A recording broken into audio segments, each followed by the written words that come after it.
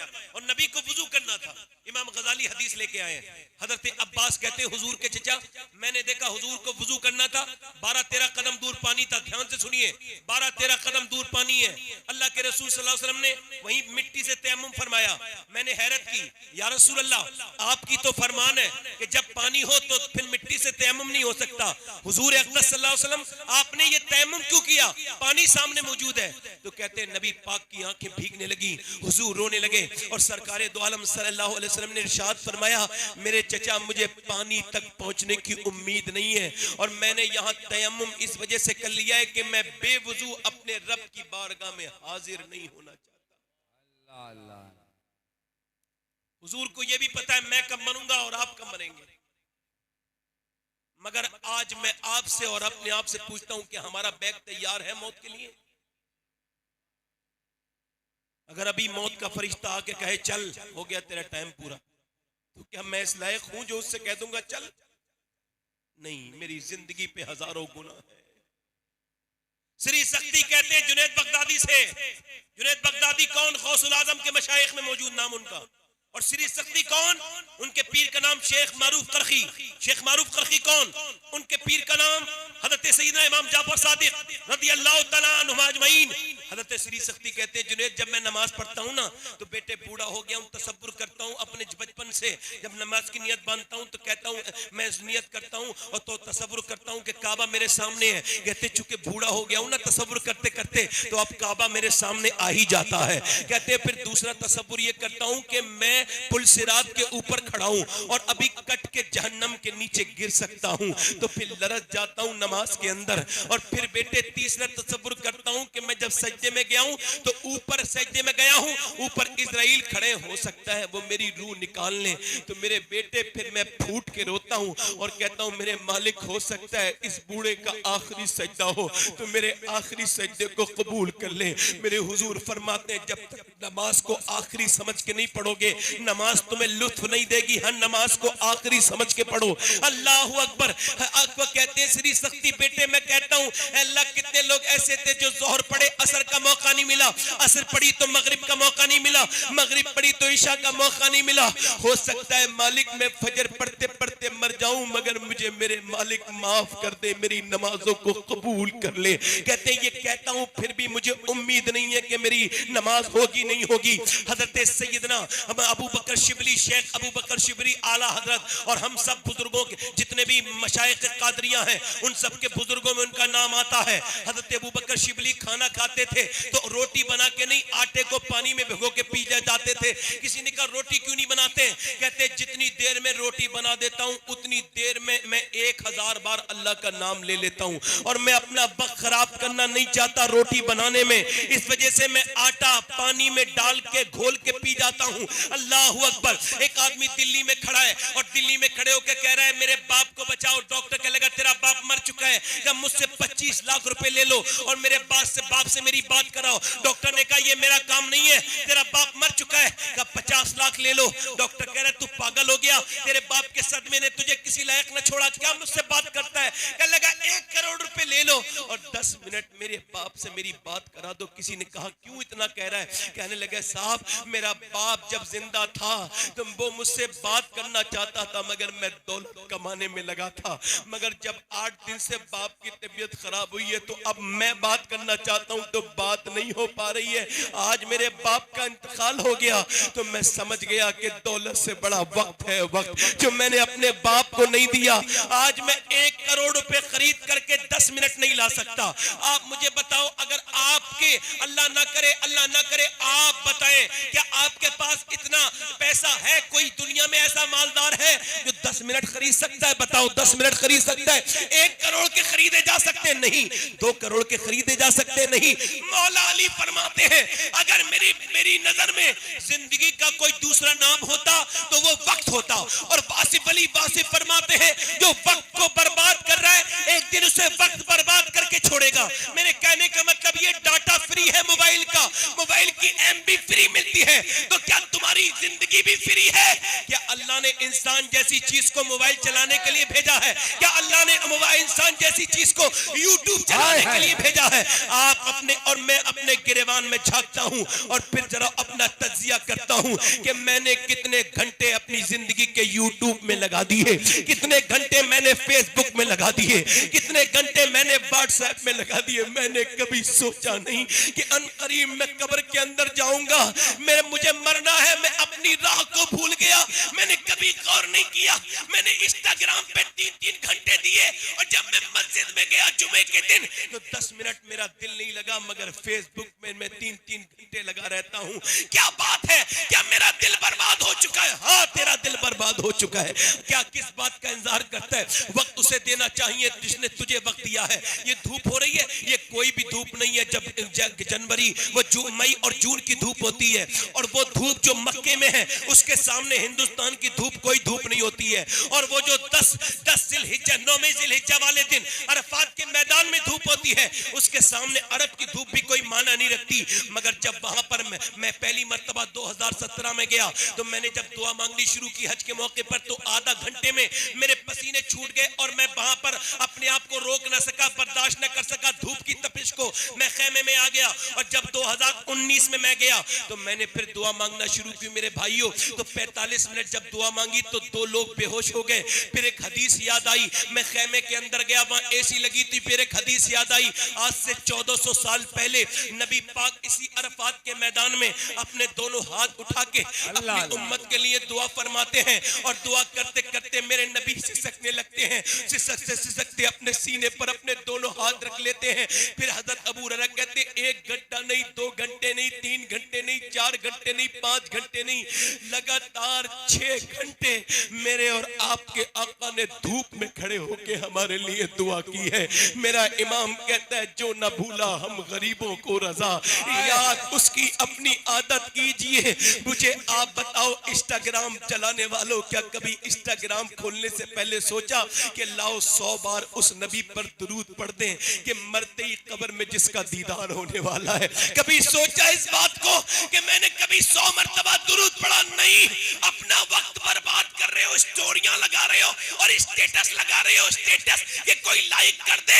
और मुसलमानों का स्टेटस कैसे हो गए? पहले स्टेटस का मतलब माना जाता है, इंग्लिश में मतलब होता है स्टेटस का, हिंदी में मतलब होता है हालात, उर्दू में मतलब होता है हालात। और हालात इतने खराब हो गए कि मुसलमान लड़के बदतरीन औरतों की तस्वीरें लगा रहे, फोटो लगा रहे, गंदी गंदी वीडियो लगा रहे और दुनिया को बता रहे कल तक हम लोगों की हिफाजत करते थे, कल तक हम बेशरम नहीं होते थे, बाशरम होते थे।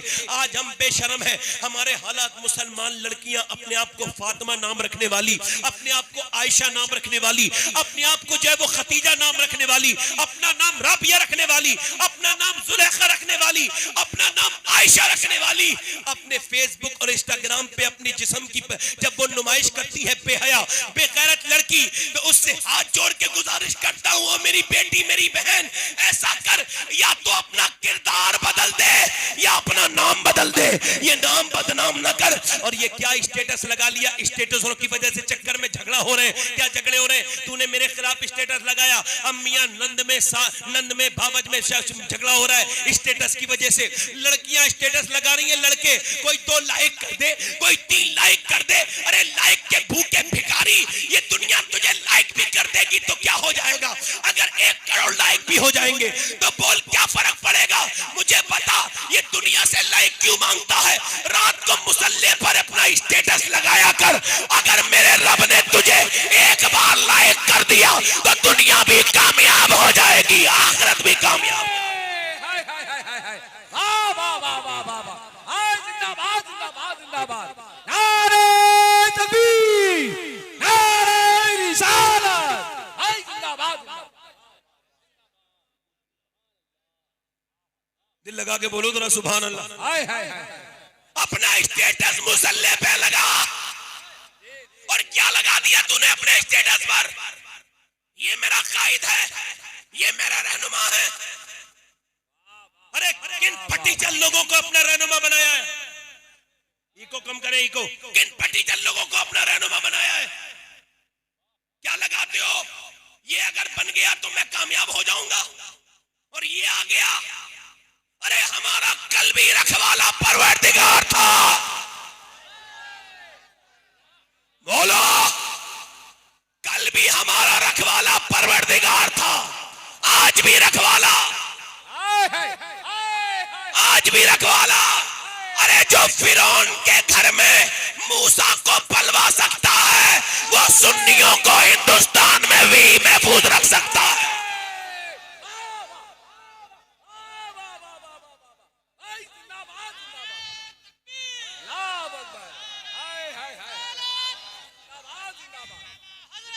तुमने कौन से, मैं आज जिस जात के ऊपर बात कर रहा हूं जरा गौर तो करें, अपना कायद किसे बना लिया, ये मेरा नेता है, ये मेरा नेता है, ये मेरा लीडर है, ये तुम्हारा लीडर है। क्या तुम अपने लीडर का दामन पकड़ के कसम खा सकते हो कि इसके दामन पे कोई दाग नहीं है? तुम कसम खा सकते हो उसने कोई घोटाला नहीं किया? तुम्हारा कोई लीडर ऐसा है जिसके बारे में तुम खड़े होकर कसम खा लो और उसका दामन पकड़ के कि हमने कोई घोटाला नहीं किया? बताओ कोई ऐसा है तुम्हारा लीडर? तो फिर उन्हें अपना लीडर क्यों बना रहे हो? जो कौम अपने लीडरों को भूल जाती है बर्बाद हो जाती है।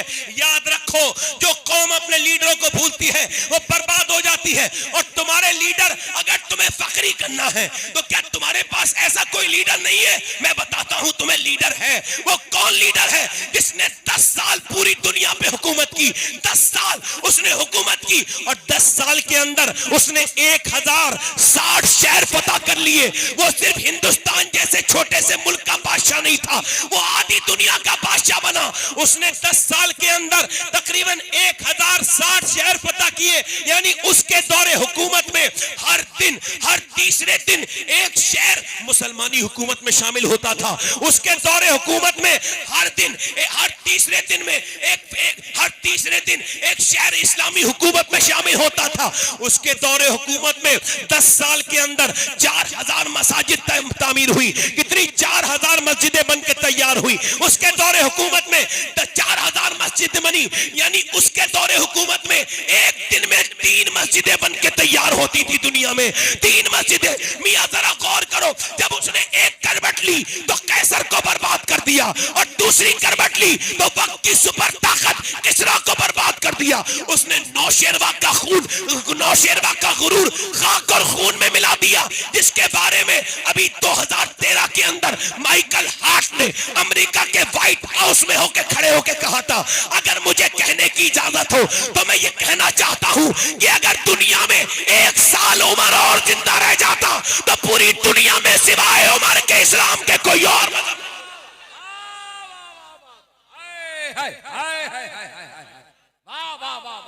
उमर अगर जिंदा रह जाता तो पूरी दुनिया में कोई दूसरा मजहब। उमर, मेरा इमाम कहता है वो उमर जिसके आदाब पे शहदा सखर। आला हज़रत फरमाते उमर के दुश्मन पर जहन्नम आशिक है। मियां आधी दुनिया का बादशाह, 14 पैमद लगे हुए हैं।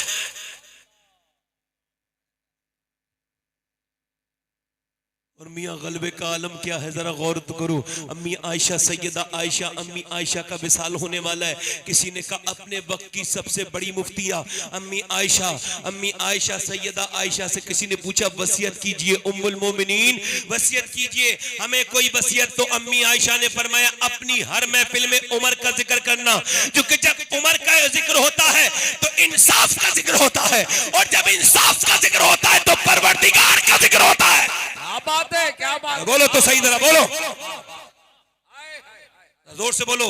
इंसाफ का जिक्र होता है तो परवरदिगार का जिक्र होता है। उमर आदि दुनिया का बादशाह, कितनी 22 लाख मुरब्बा मील कहा के बोलो तो सही, सुभान अल्लाह, जरा मुस्कुरा के बोलो तो सही। 22 लाख मुरब्बा मील कहा के मैं उमर, और कैसा हाकिम है जरा गौर करे, तवज्जो करे। सूफिया लिखते हैं उमर को सिर्फ जमीन का हाकिम नहीं कहिए, अल्लाह ने उमर को 4 चीजों पर हुकूमत अता फरमाई थी। चारों कौन सी चीज? सूफिया ने लिखा है, उलमा ने लिखा है, पहली चीज अल्लाह ने उमर को आग पर हुकूमत अता फरमाई थी। काय पर? जरा बोले आग पर। इसकी गूंज और कम करें थोड़ी भाई। काय पर, आग पर हुकूमत अता फरमाई। हज़रत उमर को काय पे हुकूमत अता फरमाई? आग पर, पानी पर, हवा पर, मिट्टी पर। बोलो सुभान अल्लाह। आग पर, मिट्टी पर, पानी पर, हवा पर। हज़रत उमर फारूक आज़म मिंबर पे तशरीफ रखते हैं। एक आदमी आए, एक साहब आए, आकर के बोले हुजूर वो जो पहाड़ है ना आतिश फशां, वो फट चुका है, उसके अंदर से ज्वाला निकल रहा है और वो ज्वाला शहर के अंदर आ रही है, वो आग, आप कोई दुआ फरमाएं। उस जमाने में फायर ब्रिगेड का सिस्टम नहीं था। हज़रत उमर ने अपनी चादर ली और फरमाया लो मेरी चादर लेकर के जाओ और आग को पीछे कर देना। तमीमदारी नाम के साहब कहते हैं कि मेरा दिल धड़का, यार आग तो चादर को जला देती है, मगर उमर ने दी थी तो मैं गया और डरते डरते जब मैंने आग की तरफ को दूर से ही उमर की चादर करना शुरू की है तो कहते मैंने देखा कि जैसे डंडे को देख करके जानवर भागता है, वैसे ही उमर की चादर को देख के आग पीछे भाग रही थी और दुनिया को यह बता रही थी कि अगर उमर की चादर दुनिया की आग से बचा सकती है तो आमना के लाल की चादर जहन्नम की आग से बचा सकती है।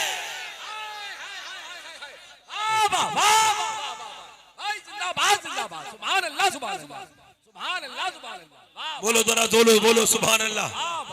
देखो मैं जितनी देर होती चली जाएगी उतना ही आप तक पहुंचता जाऊंगा। जरा दोनों हाथ उठा के बोलो सुभान अल्लाह। अगर सुनना चाहते हो उमर की शान तो जितनी अच्छा सुनोगे उतना ही अच्छा पहुंचेगा आप तक। वासिफ अली वासिफ फरमाते हैं सुनने वाले के कान बोलने वाले की जबान को तेज करते हैं। बोलो जरा सुभान अल्लाह।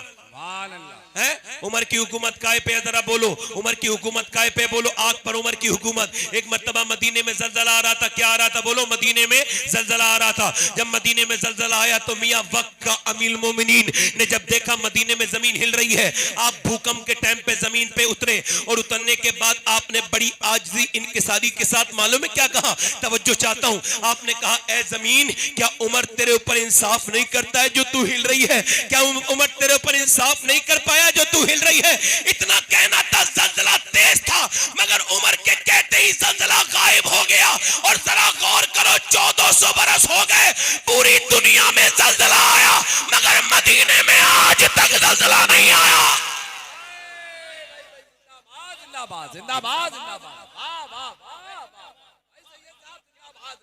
बोलो बोलो दिल लगा के बोलो जरा सुभान अल्लाह। मुस्कुरा के बोलो सुभान अल्लाह। पूरा मजमा बोले सुभान अल्लाह। बताओ किन किन लोगों का दिल लग रहा है? जरा दोनों हाथ उठा के कह दो सुभान अल्लाह। मैं उमर की बात कर रहा हूं, वो उमर जिसके आदा पे शहदा सकर। मियां जरा गौर करें, एक मर्तबा हजरत उमर फारूक आजम मिंबरे रसूल पर तशरीफ फरमा है, खुतबा दे रहे हैं। फरमाते या सारिया अल जबल, या सारिया अल जबल, ए सारिया पहाड़ को ना छोड़ना, पहाड़ को ना छोड़ना, पहाड़ को ना छोड़ना। हजरत अली कहते हैं मैंने उमर से बाद में पूछा यार सारिया तो 1300 किलोमीटर दूर है, ये तुम किसे आवाज दे रहे थे? कहने लगे बस मुझे ऐसे ही लगा तो मैंने कह दिया जज्ब के आलम में। हजरत अली कहते हैं मगर मैंने वो डेट, वो तारीख, वो वक्त लिख के रख लिया। जब वो आए सारिया 3 महीने के बाद बगदाद शरीफ से लौट के इराक से, तो मैंने पूछा ये बताओ क्या फला दिन फला वक्त तुम्हें कोई आवाज आई थी? कहा हाँ अमीरुल मोमिनीन उमर की आवाज आई थी। क्या आवाज आई थी? आवाज आई थी उमर ने कहा था सारिया पहाड़ मत छोड़ना। अगर उनकी आवाज नहीं आती तो सारा लश्कर जो है वो सारा लश्कर तबाह बर्बाद हो जाता, सारा लश्कर शहीद हो जाता, हम शिकस्त पा जाते। उमर की आवाज ने बचा लिया। हजरत अली बोले सुनो लोगों, उमर ऐसी हुकूमत करता है कि अल्लाह ने उसे हवाओं पर भी हुकूमत अता फरमाई है। वाह वाह, नारे तकबीर, नारे रिसालत, जश्न दस्तार बंदी। बोलो जरा बोलो, मुस्कुरा के पूरा मजमा बोलो जरा सुभान अल्लाह। दिल लगा के बोलो जरा सुभान अल्लाह। मियां जरा गौर तो करें आप, उमर की हुकूमत आग पर। अब तो पानी रह गया ना, पानी मैंने आपको बता दिया। अब आग पर हुकूमत उमर की, उसके बाद मिट्टी पर उमर की हुकूमत, उसके बाद आग पर उमर की हुकूमत। अब देखें आप हवा पर उमर की हुकूमत। अब पानी, पानी दरिया नील है, दरिया नील सूख गया, क्या हो गया? मुसलमानों की हुकूमत। अब उन्होंने कहा पुराना हमारे रिवाज है जब तक लड़की भेंट नहीं चढ़ाएंगे जारी नहीं होगा दरिया। हजरत उमर के जमाने के साथ बोले गलत, मुसलमान लड़कियों को भेंट नहीं चढ़ा सकते।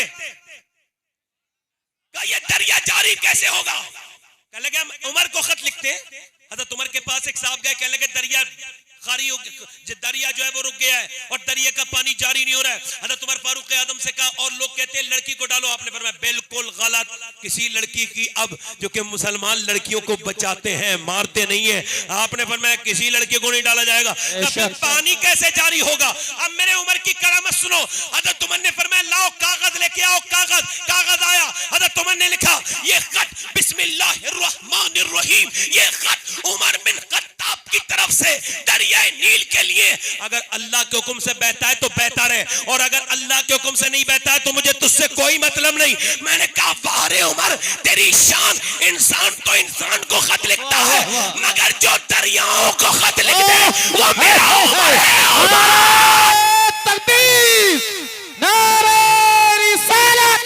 वाह वाह माशाअल्लाह माशाअल्लाह। दरियाए नील में जब उमर का खत पड़ा तो दरिया जारी हो गया। 1400 साल से उसकी तगयानी खत्म नहीं हुई, आज तक बह रहा है। बेकल बलरामपुरी कहता है जब उनके गदा भर देते हैं शान ज़माना की झोली। अरे मोहताज का जब ये आलम है, मुख्तार का आलम। वाह वाह वाह माशाअल्लाह माशाअल्लाह, सुभान अल्लाह सुभान अल्लाह। बोलो तो सही, मुस्कुरा के बोलो जरा, पलिया वालों जोर से बोलो सुभान अल्लाह। उमर उमर है, जरा बोलो सुभान अल्लाह। उमर उमर है। फिर आला हज़रत का शेर पढ़ो, वो उमर जिसके आदा पे शहदा सकर। दिल लग रहा है कि नहीं लग रहा है? बोलो। अगर दिल नहीं लगता हो तो खत्म कर दो। बोलो भाई मेरा तो लग रहा है, मेरा हर अच्छे काम में लग जाता है। जिसका अच्छे काम में दिल नहीं लगता उसका दिल तो बर्बाद हो चुका है। तवज्जो है कि नहीं? बात आगे बढ़ा रहा हूं, बड़ी मेहरबानी, तवज्जो, जोर से बोलो सुभान अल्लाह। यार उमर इतना बड़ा बादशाह कैसे बन गया? मेरी बहनें बैठी हैं, वो उलमा तशरीफ रखते हैं, सादात हैं, ये तलबा हैं, आज के तलबा कल के उलमा, मुस्तकबिल है इस्लाम का। ये उमर कैसे बन गया भाई? उमर तो नंगी तलवार लेकर के कहते थे मैं हुजूर को छोड़ूंगा नहीं, इस्लाम को बिल्कुल खत्म कर दूंगा। क्या कहते थे? इस्लाम को खत्म कर दूंगा, 40वां मुसलमान नहीं होने दूंगा। क्या कहते थे? 40वां मुसलमान नहीं होने दूंगा। जब उमर तलवार लेकर के जा रहे थे, बड़े जो है वो बड़े गुस्से के साथ एकदम फायर एकदम निकल के जा रहे थे। किसी ने कहा उमर ये बताओ ये कहां जा रहे हो? कहा इस्लाम खत्म कर दूंगा। उमर फारूक आदम से उस आदमी ने कहा सुनो जरा, यू टर्न लो। यू टर्न का क्या मतलब? कि पहले अपनी बहन को, बहनोई को तो जाके देखो, वो दोनों मुसलमान हो चुके हैं। हजरत उमर ने क्या वक्त पे उसने यू टर्न दिया था? जरा बोलो तो सही सुभान अल्लाह।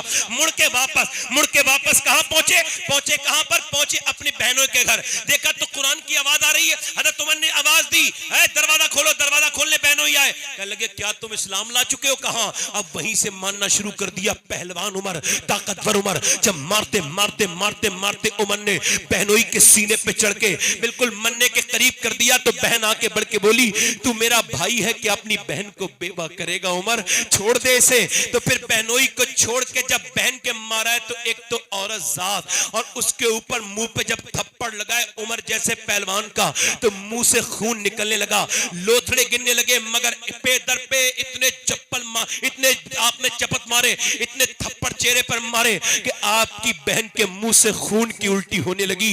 मारते मारते उस बेचारी को गिरा दिया। वो पिटते पिटते अल्लाह का नाम ले रही थी। उमर ने जब देखा ये मरने के करीब है तो बोला बता इस्लाम छोड़ेगी? तो बहन शेरनी की तरह उठी और बोली है उमर तू जिस खत्ताब का बेटा है मैं उस खत्ताब की बेटी हूँ। तूने जिस माँ का दूध पिया है मैंने भी उसी माँ का दूध पिया है। तू मेरी जान तो ले सकता है मगर मेरा ईमान नहीं ले सकता। पूरा पूरा मिंबर वाले सब खड़े हो जाए, इस्तकबाल करें, इस्तकबाल करें, खड़े हो जाए, पूरा मजमा खड़ा होकर इस्तकबाल करें हज़रत का। नारे तकबीर, नारे रिसालत, बैठे जश्न दस्तार बंदी, बैठे सैयद शबाब हुसैन मियां साहब किबला, बैठे जल्दी बैठ जा भाई। अब नहीं, अब मैं खड़ा करना भाई। अब आपका शुक्रिया, जरा बोलो सुभान अल्लाह। बोलो तो सही, कैसे ईमान थे औरतों के अंदर है? बोलो सुभान अल्लाह मेरे भाई। उमर बोला ये कैसा रंग चढ़ गया है तुझ पर? किसने चढ़ाया है? बहन बोली ये आमना के लाल ने चढ़ाया है, ये तुझसे उतरेगा नहीं उमर। बहन बोली उमर बोले ला तो फिर वो कुरान मुझे भी तो दिखा दे जिसे पढ़ पढ़ के तुम लोग बदल गए। बहन बोली उमर, ये कुरान की तालीम की कॉन्फ्रेंस है ना, सुनो। बहन बोली उमर, ये नापाकी की हालत में कुरान नहीं छुआ जाता। हाय हाय, आज के पढ़े लिखे लोग इस बात को नहीं समझते, उस जमाने के लोग इस बात को समझ चुके थे। कहने लगे नापाक के हाथ में कुरान, तो उमर बोले तो फिर ऐसा कर, मुझे जरा पाक तो करा दे। तो बहन आगे बढ़ी और आगे बढ़ने के बाद हाथों पर पानी डालने लगी, और पानी डालने के बाद जरा तवज्जो तो करें, पानी डालते डालते बहन रोने लगी और रो के बोली मालिक तुझे पता है तू मेरा रब है, मैं तेरी बंदी हूँ। कितना बुरा मारा है मेरे भाई ने, मेरा मुंह फूटा हुआ है पूरा, मगर ये मेरा सगा भाई है, मेरी माँ का जाया है। मैं नहीं चाहती मेरा बेटा, मेरा भाई जहन्नम में जाए। मेरे मालिक हाथ धोना मेरा काम है, दिल धोना तेरा काम है। अल्लाह उमर का दिल धो दे। उधर 2 दिन पहले दुआ क्या हो चुकी थी, ऐ अल्लाह अमर बिन हशाम को या उमर बिन खत्ताब को, इन दोनों में से एक को ईमान की तौफीक अता फरमा, इजाबत का सेहरा इनायत का जोड़ा दुल्हन बन के निकली दुआए मोहम्मद। हुजूर ने दुआ कर दी है। अल्लाह अकबर। मैं बताना चाहता हूं आप हजरात को, ये बताओ कि बहनों का कुरान पढ़ना क्यों जरूरी था। ये सवाल करता हूं कि बीबियों का और माओ का कुरान पढ़ना क्यों जरूरी था। छोड़ दिया कुरान। ये जितने नंगे खड़े होकर पेशाब करने वाले लड़के, ये जो इस्लाम से दूर हो रहे हैं, ये जो मोबाइलों में लगे रहते हैं, पैंट पहनने वाले, इन सब से पूछो इनकी माओ से, जब ये पेट में थे इनकी माओ ने गंदी घटिया फिल्में देखी होंगी। क्योंकि जब बच्चा पेट में आता है तभी से मां का असर शुरू हो जाता है। मां नेक तो बच्चा नेक, जरा बोलो तो सुभान अल्लाह। मां नेक तो बच्चा नेक। ये आपकी दिल्ली है, दिल्ली दिल्ली, अरे बोलो तो सही सुभान अल्लाह। इधर वाले बोलो दिल्ली दिल्ली, दिल्ली में दिल्ली है दिल्ली, और दिल्ली में से 80 किलोमीटर दूर एक जगह है पानीपत करनाल। क्या जगह है? पानीपत करनाल। वहां एक बच्चा पैदा होता है, किसके? बू अली शाह कलंदर नाम है, नौमानी। जरा बोल तो सही सुभान अल्लाह। बू अली शाह कलंदर नौमानी, हजरत इमाम आजम अबू हनीफा की औलाद। वो बच्चा जब पैदा हुआ, पैदा होने के बाद 1 दिन रोया, 2 दिन रोया, 3 दिन रोया, 4 दिन रोया, 5 दिन रोया, 6 दिन रोया, 7 दिन रोया। आप तमाम हकीम को दिखा दिया, मगर 1 महीने लगातार रोया। हजरत फखरुद्दीन बाहुद्दीन जकरिया मुल्तानी के दामाद, वो गुजर के जा रहे थे, उन्होंने अपने मुरीदों से कहा ये बच्चा रो नहीं रहा है, अल्लाह की हम्द बयान कर रहा है। क्या बयान कर रहे हैं? हम्द। अल्लाह अकबर। वो कहने लगे साहब कैसे? कहा साहब अभी आके चल के देखते। दरवाजे पे गए, कहने लगे अल्लाह के वली के घर में कोई है? तो बाप बाहर निकल के आए, कहने लगे आप इसे वली कह रहे हैं? 1 महीने से सोया नहीं है, सोने नहीं दिया है, लगातार रो रहा है, आप इसे वली कह रहे हैं? कहा मेरे पास तो लेकर के आओ। लेके आए, एक कान में कुछ पड़ा, दूसरे में कुछ पड़ा, बच्चा खामोश हो गया। कहने लगे साहब आपने क्या पढ़ दिया इसके कान में? हकीमों से ठीक नहीं हुआ, ये कैसे ठीक हो गया? कहा ये बताओ क्या इसकी माँ कुरान की हाफिजा है? कहा हाँ। कहा तो फिर सुनो, जब ये अपनी माँ के पेट में था ना, तो उसने इतना कुरान पढ़ा, इतना कुरान पढ़ा, उठते बैठते चलते फिरते खाते पीते इतने कुरान की तिलावत की है कि बू अली शाह कलंदर की रूह की ग़िज़ा कुरान की तिलावत बन गई है, कुरान की तिलावत बन गई। जब ये हज़रत इमाम गज़ाली फरमाते हैं, जब औरत प्रेग्नेंट होती है, यानी वो हालत हमल में होती है, वो गर्भ अवस्था में होती है, और जब अपने बच्चे को पेट में लेकर के वो सजदे में जाके कहती है मालिक कितनी तकलीफ उठा रही हूं मैं इस बच्चे की दुनिया में आने की खातिर, कितनी दवाइयां खा रही हूं, अस्पतालों में मेरे लंबे लंबे टाइम मेरी चप्पलें घिस गई, मगर मेरे मालिक हो सकता है कि जब ये पैदा हो तो मैं मर जाऊं, मेरा इंतकाल भी हो सकता है, मगर मेरे रब सब गवारा है, बस एक करम करना, जब ये मेरा बच्चा पैदा हो तो बच्चा मेरा बने मगर बंदा तेरा बन जाए, फिर दुआ कबूल हो जाती है।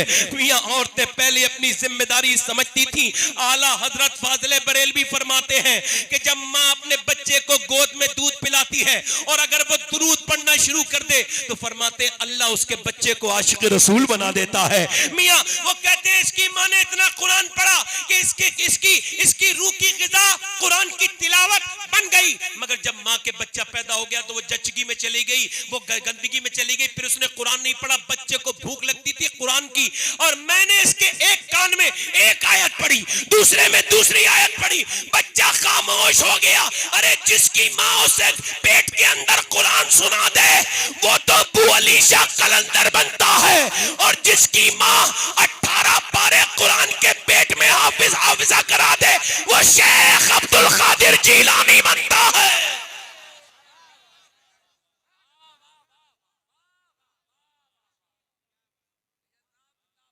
बोलो माए नेक तो बच्चे हैं, मगर अब तो माए कहां नेक है, इल्ला माशाअल्लाह। पहले तो औरतें बेपर्दगी को गुनाह समझती थी, अब फख्र समझती हैं। पहले कोई बेपर्दगी कर देती थी तो तौबा करती थी, अब तो गुनाह ही नहीं रहा उनकी नजर में। मेरी बेटियों मेरी बहनों, जवानी ढल जाएगी मगर गुनाह बाकी रह जाएगा। आज ये फैशन का मतलब घर में रहेगी तो बिल्कुल फटीचर बनके, अक्सर औरतें ऐसी रहती है घर में फटीचर, जब कहीं शादी में जाएंगी तो बेहतरीन मेकअप करके। और आला हजरत फरमाते हैं, सुने, फरमाते हैं जब मर्द के आने का टाइम हो तो औरत को चाहिए कि वो अपने आप को सजाए सवारे और मेकअप करे। फरमाते जितनी बार वो आईना देखेगी ना अपने मर्द को दिखाने के लिए, उतने ही सदके का सवाब अता फरमाएगा अल्लाह। बेहतरीन माहौल बनाए, जब आदमी आने वाला हो ना घर में, बेहतरीन माहौल बनाए। वसीम बरेलवी ने कहा था, थके हारे परिंदे जब बसेरे को लौटे तो सलीके मंद शाखों का लचक जाना जरूरी है। मगर इतनी कुछ औरतें फालतू है कि पूरे दिन ठीक रहेंगी, मर्द के आने का टाइम होगा तो मुंह बना के बैठ जाएगी मनहूस। समझ आए कि नहीं? अब पूरे दिन ठीक रही थी, ये जहन्नमी औरत की अलामत है। जब घर में मर्द आने वाला है तो मुंह बना लिया, मर्द के लिए सजी भी नहीं सबरी भी नहीं, अब बाहर निकली बेपर्दा। सुन, अल्लाह फरमाता है, आला हज़रत फरमाते जो औरत बेपर्दा घर से बाहर निकले उस पे अल्लाह की लानत। और लानत को हल्का समझते होगे ना अब तक, लो लानत सुन लो। हदीस कुदसी में गौसुल आजम ने अपने खुतबे में फुतूल गैब में इरशाद फरमाया, इस हदीस को आपने बयान किया। बयान फरमाते हैं, हदीस कुदसी है, अल्लाह ने फरमाया अल्लाह ने मेरे महबूब जब मैं किसी पे लानत भेजता हूं तो उसकी 7 नस्लों तक उसका असर रहता है। बोलो जरा, बोलो यार। यार ये अकीदा कमजोर है हम लोगों का। मियां के तावीज पे तो यकीन है मगर अल्लाह की बात पर यकीन नहीं है। अगर वो दे दे मियां घोल के पी लो तो पूरा कागज समेत पी जाओगे, मगर कभी कुरान के बारे में भी सोचा? सबसे बड़ा मौजज़ा ये कुरान है। जो औरत बेपर्दा निकली उस पे 7 नस्लों तक क्या है बोलो? अब कोई ताबीज वाला बचाएगा उसे लानत से? तो फिर मेरे नबी ने, रहमत वाले नबी ने अर्ज की, मेरे रब जब लानत भेजता है तब तो 7 नस्लों तक पहुंचता है, और जब तू रहमत भेजता है तो इरशाद हुआ, मेरे महबूब मेरी लानत की तो हद है मगर मेरी रहमत की कोई हद नहीं है।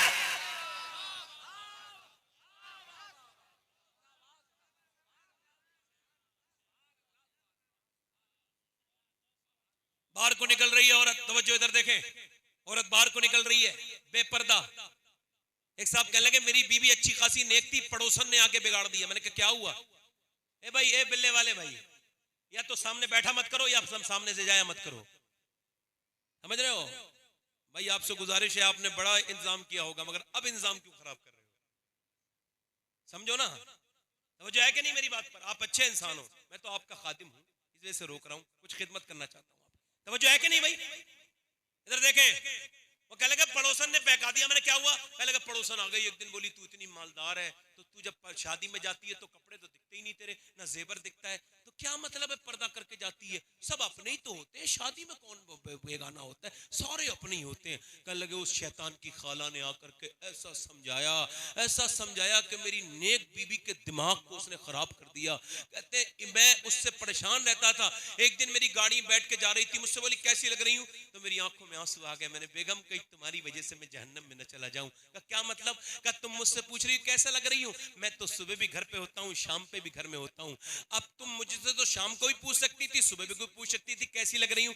अब तुम जिस लड़कों के लिए, लफंगों के लिए शादी में जाके जा रही हो ना तैयार होके, उन्हीं बदकिरदार लड़कों से जाके पूछो कि तुम कैसी लग रही हो। कहते मेरी औरत बोली क्या कह रहे हैं आप? मैंने कहा बिल्कुल सही कह रहा हूँ। कहने गैरत वाली औरत थी, शर्म की वजह से रोने लगी। क्या मैं दूसरों के लिए सजती हूँ? और क्या समझती है तू कि जब तू बाहर को बेपर्दा निकली तुझसे अच्छे लोग तुझे देखते? नहीं, शरीफ तो नजरें झुका लेते, कमीन बदतरीन लोग तुझे देखते हैं।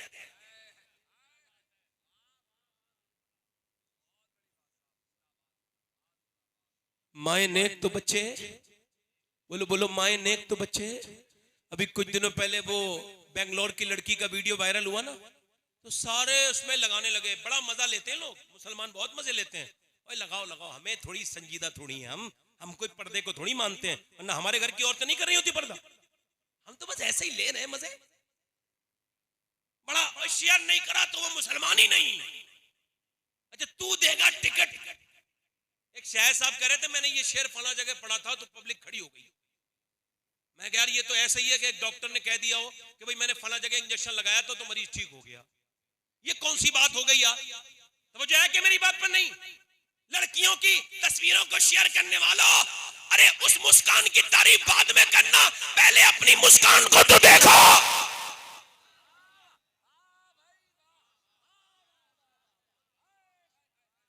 तुम्हारी मुस्कान तो पर्दा ही नहीं करती।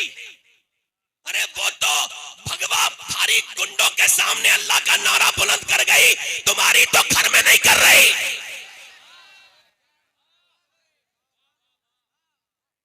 अरे भाई तुम्हारी तो घर में नहीं कर रही। मियाँ उसे समझाओ क्या उसका किरदार होना चाहिए, जरा गौर तो करो। मौला अली फरमाते मेरी शादी हुई, मैं घर आया, कहते मैं रोने लगा अपनी दुल्हन को देख के। मेरी दुल्हन फातिमा थी। कहते वो कहने लगी आप मुझसे शादी करके खुश नहीं है? मैंने कहा फातिमा कैसी बात करती हो, ये तो मेरा नसीब है, अल्लाह ने तुम्हें मेरी बीबी बनाया। कहा फिर रो क्यों रहे हैं? कहा रो मैं, मेरी शादियों में मेरी बहनें इतनी बेपर्दा, इतनी बेशर्माई के साथ जा रही हैं कि अब मुझे शर्म आती है, मैं तो शादियों में जाता ही नहीं। अब मेरी बहनें सुने शादियों में पर्दी करने वाली, अपनी नबी की बेटी के किरदार की सुने, उनकी शादी सुने। मौला अली कहते हैं मैं रोने लगा तो फातिमा बोली क्यों रो रहे हैं आप? मैंने कहा फातिमा इस वजह से कि कितने भी गरीब की लड़की की शादी हो 2-3 जोड़ी कपड़े बन जाते हैं। मैं देख रहा हूं दोनों आलम के मालिक मुख्तार की बेटी हो, मगर आप जब दुल्हन बनी हो तो 17 पैमत की चादर पहन के आई हो मेरे घर में। वाह रे जिसके जो अपने बाप के दिल की ठंडक फातिमा हो, जिसे हुजूर फरमाते हैं फातिमा मेरे जिगर का टुकड़ा है। दुनिया में ऐसी कोई ना तो बेटी आई है ना कोई आएगी।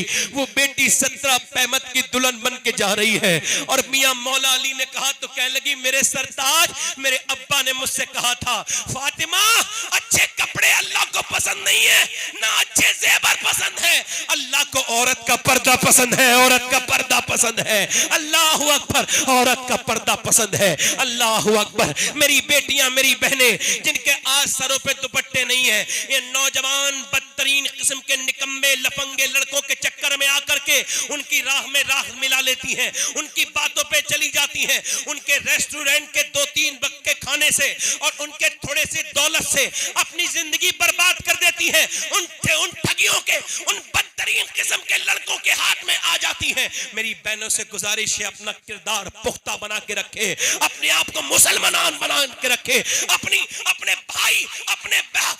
भाई की इज्जत, अपने बाप की इज्जत, अपने खानदान की इज्जत और अपने कुरान की इज्जत का ख्याल करे।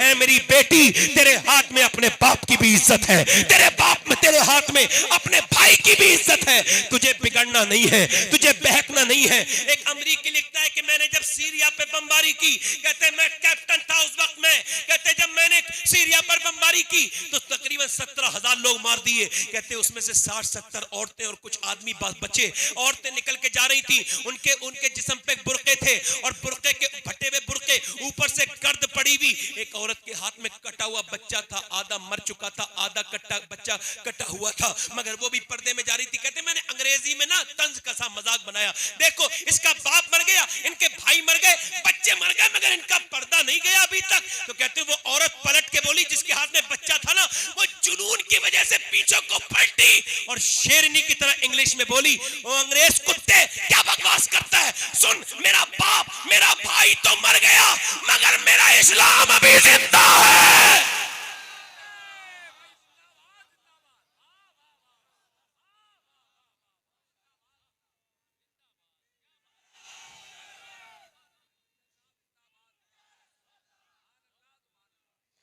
बैठो ए रुमाल वाले भाई, नहीं गलत बात है,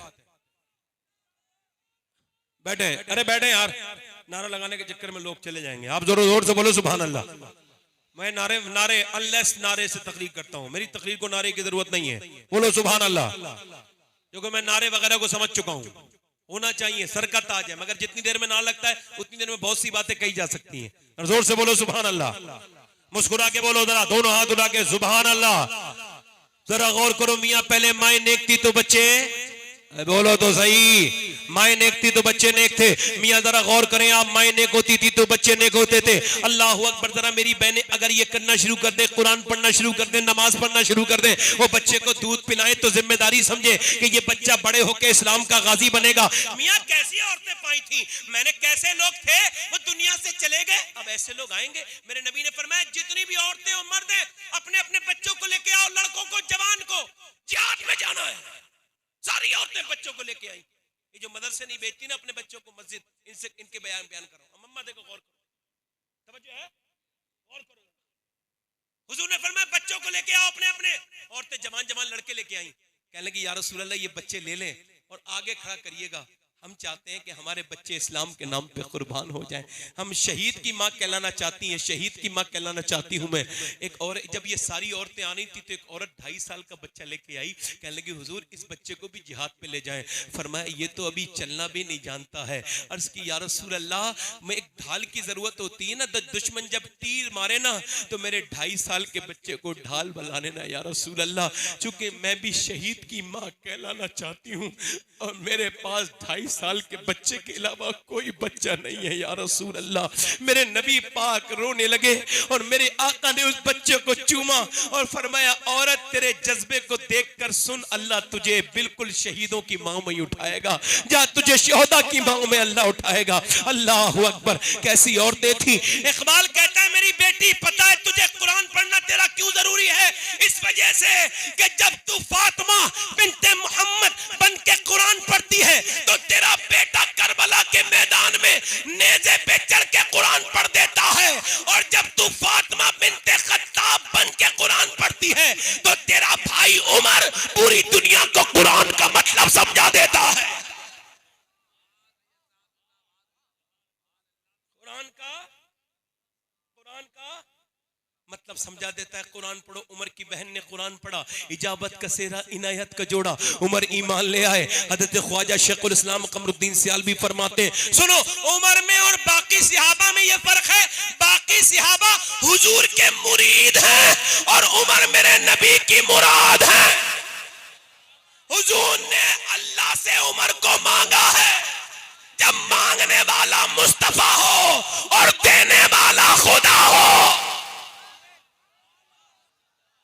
और आला हज़रत फरमाते सुनो, हम में और उमर में ये फर्क है कि हमें शैतान परेशान कर देता है और उमर शैतान को परेशान कर देता है। यार आधी दुनिया का बादशाह जरा सा एमएलए एमपी बन जाए ना तो कपड़े की जरा सी मियां के कहां उसकी स्क्रीन टूटती है, एकदम जगह जगह कपड़े केमिकल लगा के पहनता है, बिल्कुल बहुत बड़ा, जैसे कब्र में जाने का बेचारे का ख्याल ही नहीं रहा हो, जैसे मरने का।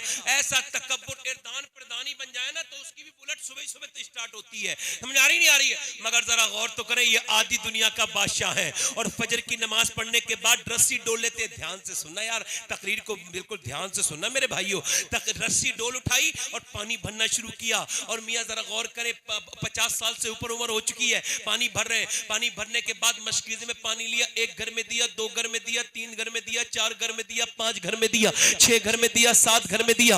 आप जब दोपहर तक पानी भरते थे, लोग कहते थे लाइए हम आपका काम कर दे। आप फरमाते तो तुम मेरा क़यामत के दिन बोझ उठाओगे जो आज उठा रहे हो। हज़रत तुम्हारे पानी भरते हैं, उसके बाद औरतों के सौदे ला के देते हैं। किसी ने एक दिन पूछा आप ये किसका पानी भरते हैं और किसके सौदे लाते हैं? फरमाने लगे मदीने में कुछ बेवा औरतें ऐसी हैं जिनका कोई पानी भरने वाला नहीं है, मैं उनके घर में पानी भर के ला के देता हूँ। और मदीने में कुछ औरतें ऐसी हैं जिनका कोई सौदा लाने वाला नहीं है, उनके शौहर जा चुके जंगों पर, तो उम्र की जिम्मेदारी है, काम करता हूँ।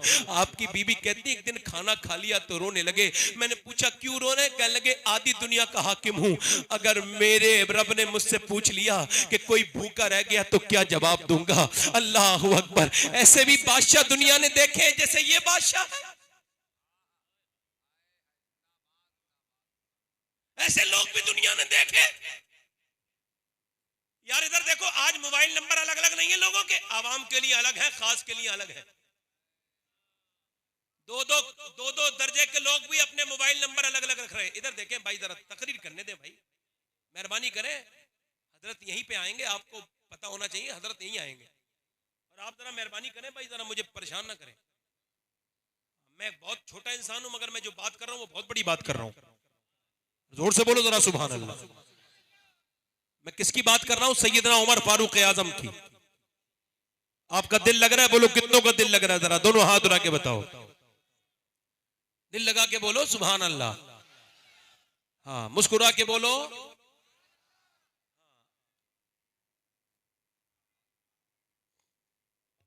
वाह भाई, जिंदाबाद सैयद साहब, सुभान अल्लाह, सुभान।